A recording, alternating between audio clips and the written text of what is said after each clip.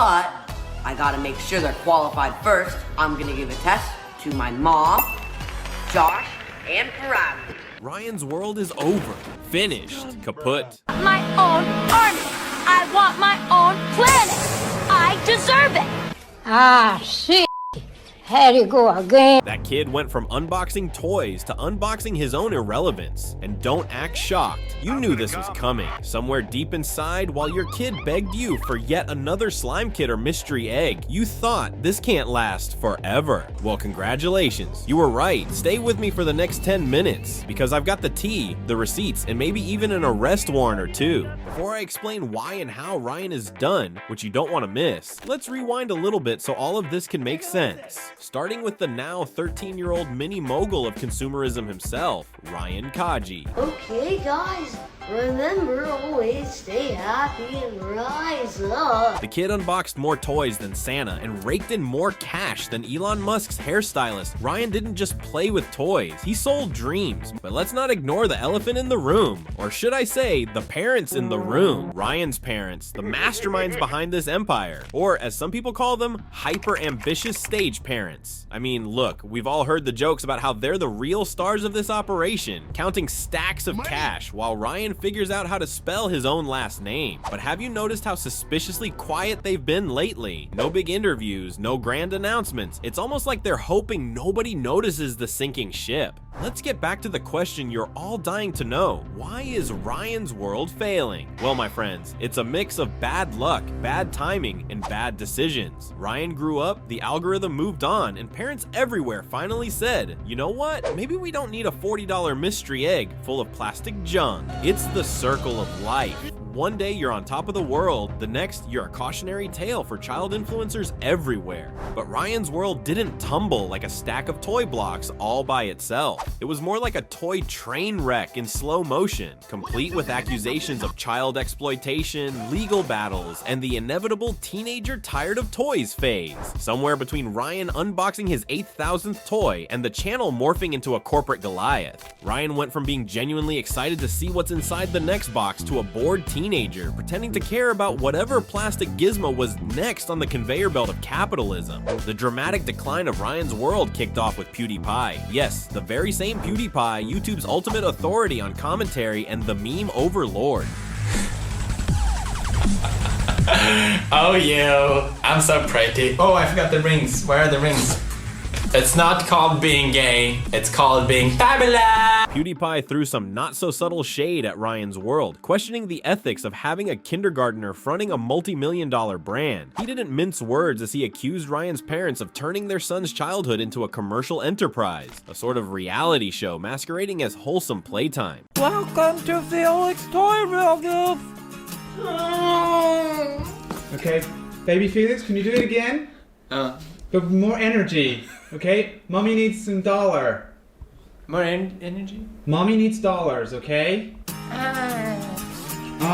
Can you do it again, baby? But can you do it with more energy? More energy? With his trademark wit, PewDiePie sarcastically mocked Ryan's videos, calling them more of a sitcom with a laugh track than genuine moments of childhood fun. This, of course, blew the floodgates wide open. Once PewDiePie lobbed that grenade, other creators were quick to pick up the pieces. He even joked that Ryan would grow up resenting toy trucks and unboxing videos the way we resent vegetables, except instead of broccoli, it's a $50 mystery egg packed with plastic nonsense. I loved him with all my heart, and you made me him. What are you doing? You have Soggy Cereal, a smaller but sharp-tongued YouTuber who went even harder in on the issue. Already has the eye bags of a 50-year-old who has been hate working their corporate job for the past 9 years. He called out Ryan's parents for what he sees as exploitation, pointing out that their son's entire life seems structured around making content. According to Soggy Cereal, Ryan's world isn't just a YouTube channel, it's an empire built on the back of a kid whose life has become one endless commercial break.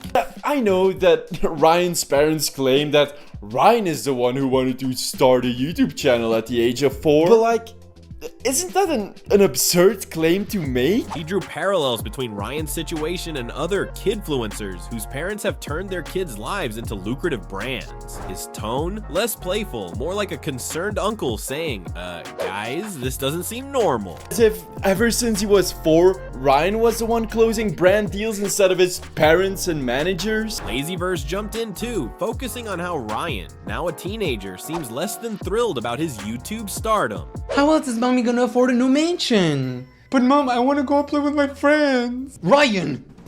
Don't piss me off, I told you you have to record at least 50 a day! He pointed out that Ryan's recent videos feel forced, as if the kid's just going through the motions, holding up toys with all the enthusiasm of a tired retail worker during Black Friday. Lazyverse even dubbed this era of the channel as Ryan's flop era, and honestly, it's kind of hard to argue with that. His channel is currently flopping. Ryan is in his flop era, and I'm not gonna judge him because we've all been there. I remember when I used to make videos at the beginning, like, that was definitely my flop era, because I was getting like 100 views per video, which is, you know, I get it. I'm not judging him for that. We all go through that shit. Ryan looks visibly older, and some have speculated that his interest in unboxing toys may be a thing of the past. Lazyverse also dragged the Kaji family for sticking with the same format, even though Ryan has clearly outgrown it. He discussed the recent Ryan's World movie that totally bombed at the box office, and ticket prices didn't help, calling it a desperate attempt to keep the Ryan brand afloat. So it did get cancelled because it was a major flop, and looking at the reviews, a 3.3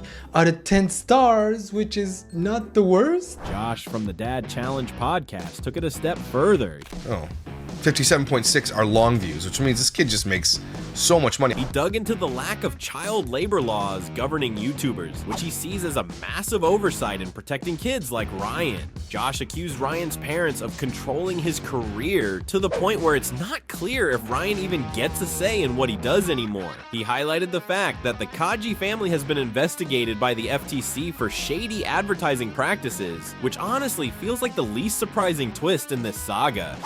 You bring kids to this channel and there's no regulation into what we're showing them or what the algorithm is feeding them. That's a good move, but notice the FTC had to do that against YouTube, to Instagram, all these wishes. It wasn't YouTube who implemented this. It was the FTC saying, YouTube, kiss our ass. To Josh, Ryan's parents are going to keep milking this cash cow until there's nothing left but dust, and probably a few unsold mystery eggs. A popular business and YouTube commentator by the name of John Yu Shai recently interviewed Ryan, except, plot twist, it wasn't really Ryan doing the talking. Nope, it was his parents who took center stage.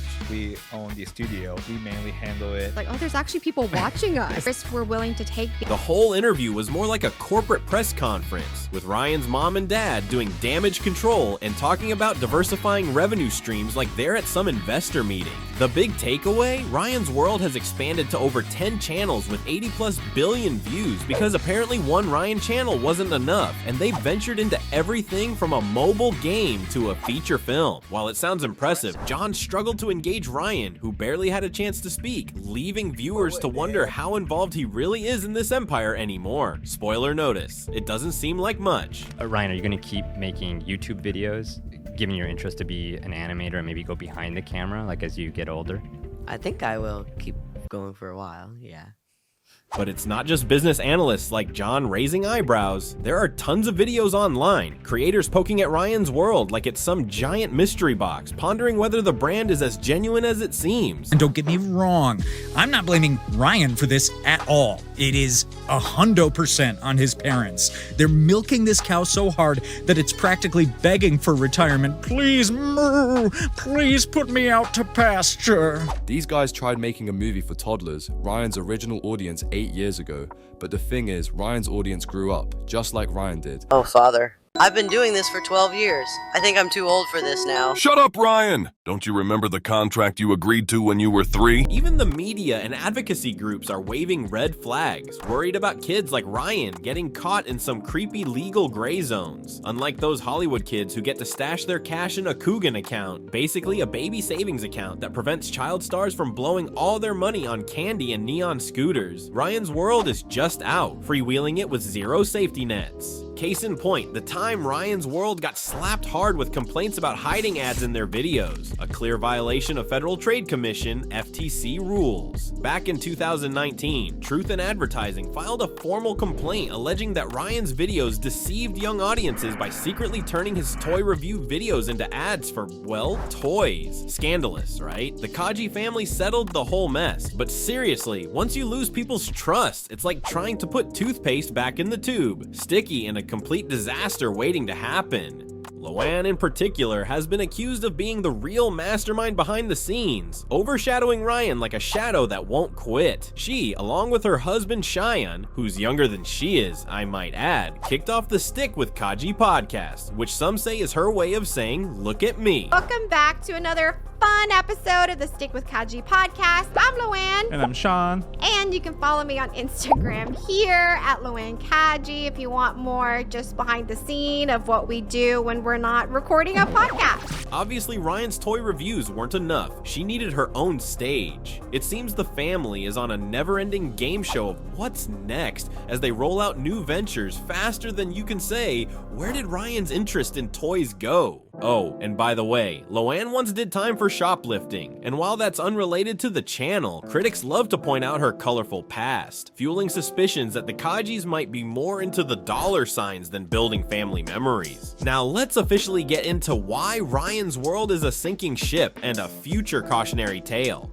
If there's one lesson we've learned from the downfall of every child star, it's this. When the adults in charge don't know how to dodge a scandal, the whole operation goes down faster than a lead balloon. And in Ryan's case, his parents, the masterminds behind this toy-filled empire, picked the absolute worst moment to disappear off the radar. I mean, when you're running a multi-million-dollar brand, silence isn't just golden, it's the kiss of death. Now, you might be thinking, okay, but are all these allegations about child labor, shady deals, and milking a kid's childhood for profit really that bad? Oh bro, strap in. It's worse than cracking open one of those mystery eggs, only to find a pile of cheap plastic junk inside. Let's be real honest. There's something about Ryan's World that doesn't quite sit right, and it's not just the cheerful, slightly overwhelming number of toys stacked in every video. It's his parents, the puppet masters behind the curtain, the real decision makers behind Ryan's empire. Now, before you dismiss this as another run-of-the-mill YouTube family channel story, hear me out, sit tight, because things get way darker and weirder than you might think. Hey, Ryan. I need to send you on a secret mission. A secret mission?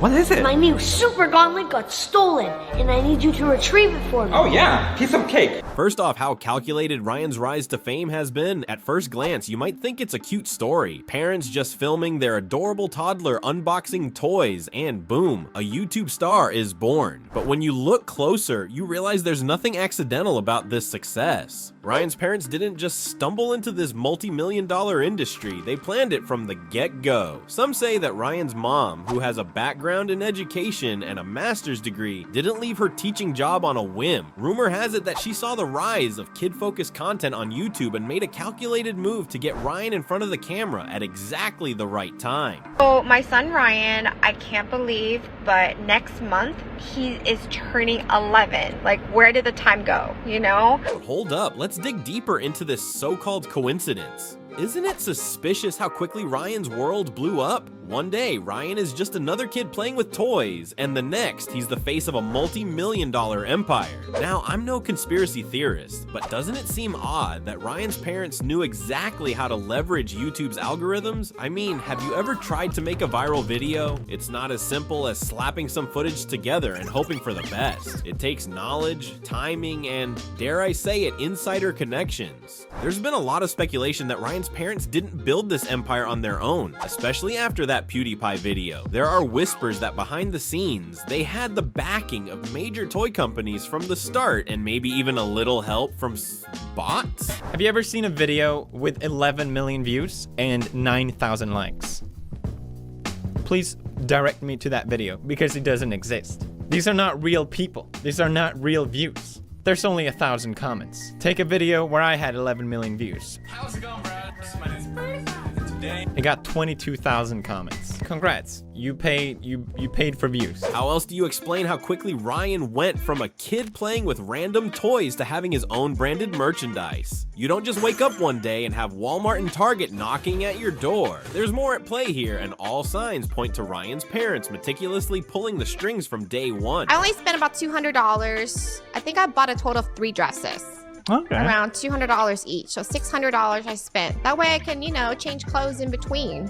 Yeah. But here's where things get even more telling. You know how Ryan's parents always appear in the background, just out of the spotlight, playing the role of supportive mom and dad? Well, what if that's not the whole truth? There are findings that they've been more like stage parents, constantly pushing Ryan to keep the cash flow going. There are speculations that behind those smiles, things aren't as picture perfect as they seem. Some insiders have claimed that Ryan has been put under immense pressure to keep producing content, even when he's clearly burned out. I don't have to tell you to look at the recent videos. Ryan's energy just isn't the same. It feels like he's checked out, but his parents won't let him stop. After all, quitting means the empire crumbles, and they can't have that, can they? And speaking of crumbling empires, let's not ignore the fact that Ryan's parents have stayed eerily quiet amid all the controversies. You'd think that after the FTC stepped in, after the accusations of exploiting their son for profit, they'd have something to say, but no, radio silence. Which sparks the question, what are they hiding? Some conspiracy-minded folks believe that Ryan's parents have been intentionally keeping the real dirt out of the spotlight. Sure, they've faced fines and complaints, but that's just the tip of the iceberg. What if there's a whole other layer to this that we haven't even begun to uncover?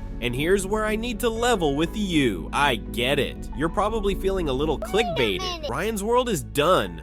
Really? But hear me out. It's not just about the numbers or the views or whether they're still making money from merchandise. Sure, they're not broke. Ryan isn't about to move into a cardboard box anytime soon. But what really matters here is that the foundation of the Ryan's World empire has been irreversibly cracked. You see, the issue isn't that they stopped making money. It's that they stopped making sense. When you fail to address serious allegations, when you can't control the narrative, when the trust between you and your audience is shattered, the empire falls. Not with a bang, but with the slow, painful Ryan's World is always front and center during holiday seasons, big toy releases, and Black Friday sales. It's almost as if Ryan's content is being perfectly timed to coincide with major retail events. Some are saying that Ryan's parents are working hand in hand with corporate giants to push products at exactly the right time, making sure they maximize profits at every turn. And you can't help but wonder, is Ryan just a pawn in a much bigger game? A game where his parents are pulling the strings while the toy companies rake in the cash.